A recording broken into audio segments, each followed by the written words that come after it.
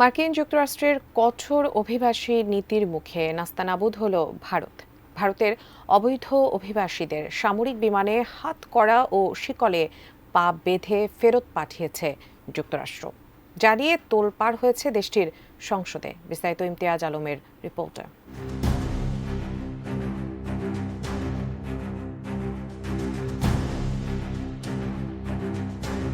ভারতীয় অবৈধ অভিবাসীদের সামরিক বিমানে হাতকড়া ও শেকলে পা বেঁধে ফেরত পাঠিয়েছে যুক্তরাষ্ট্র।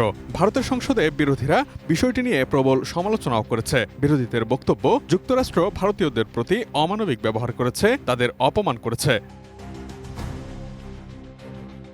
বিরোধীদের প্রবল সমালোচনার মুখে সংসদে ভারতের পররাষ্ট্রমন্ত্রী এস জয়শঙ্কর বলেন, যুক্তরাষ্ট্রে ইমিগ্রেশন ও কাস্টমস এনফোর্সমেন্ট কর্তৃপক্ষ অভিবাসীদের ফেরত পাঠানোর দায়িত্ব নিয়ে থাকে। সেখানে তাদের স্ট্যান্ডার্ড অপারেটিভ প্রসিডিওর আছে। 2012 সাল থেকেই তা চালু রয়েছে। সেখানেই এই কড়াকড়ির কথা বলা হয়েছে। জয়শঙ্কর আরও জানিয়েছেন, আইসিই তাকে জানিয়েছে নারী ও বাচ্চাদের হাতকড়া বা শেকল পরানো হয়নি। অন্যদেরও খাবারের সময় কিংবা টয়লেটে যাওয়ার সময়ও বাধামুক্ত করা হয়েছিল। অবৈধ নথিহীন ভারতীয়দের ফেরত পাঠানোর ঘটনা নতুন নয়। 2009 সাল থেকে গত 15 বছরে 15,756 জন ভারতীয় অভিবাসীকে ফেরত পাঠিয়েছে যুক্তরাষ্ট্র। কোয়ালিটি সম্পন্ন আন্তর্জাতিক মানের still bar CSRM, committed for better still.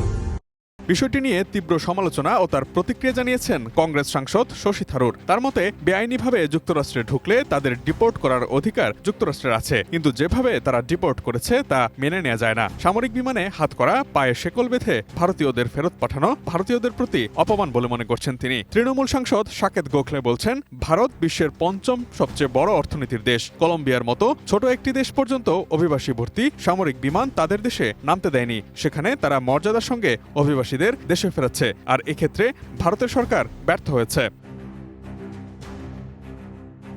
এর আগে জানুয়ারির শেষ সপ্তাহে মার্কিন যুক্তরাষ্ট্র তার দেশ থেকে অবৈধ অভিবাসীদের সামরিক বিমানে করে ফেরত পাঠানোর অংশ হিসেবে গুয়েতেমালা ও মেক্সিকোর নাগরিকদের ফেরত পাঠানোর উদ্যোগ নেয়। গুয়েতেমালার অভিবাসীদের ফেরত পাঠানো গেলেও মেক্সিকার কর্তৃপক্ষ বিমান অবতরণে অনুমতি দেয়নি যুক্তরাষ্ট্রকে। একই ঘটনা ঘটেছিল কলম্বিয়াতেও, যদিও পরে নিষেধাজ্ঞার হুমকি এড়াতে বিমান অবতরণের সুযোগ দেয় কলম্বিয়া।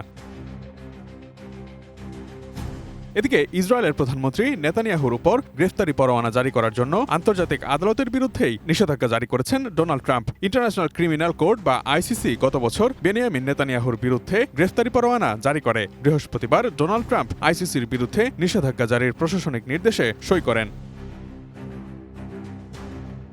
নির্দেশটিতে বলা হয়েছে, মার্কিন যুক্তরাষ্ট্র ও ইসরায়েলের বিরুদ্ধে ভিত্তিহীন তদন্ত করা হয়েছে। নির্দেশটিতে আরও বলা হয়েছে, ইসরায়েলের প্রধানমন্ত্রী নেতানিয়াহুর বিরুদ্ধে গ্রেফতারি পরোয়ানা জারি করে ICC তাদের ক্ষমতার অপব্যবহার করেছে। এর আগে মঙ্গলবার নেতানিয়াহুর সঙ্গে বৈঠক করেছেন মার্কিন প্রেসিডেন্ট ডোনাল্ড ট্রাম্প।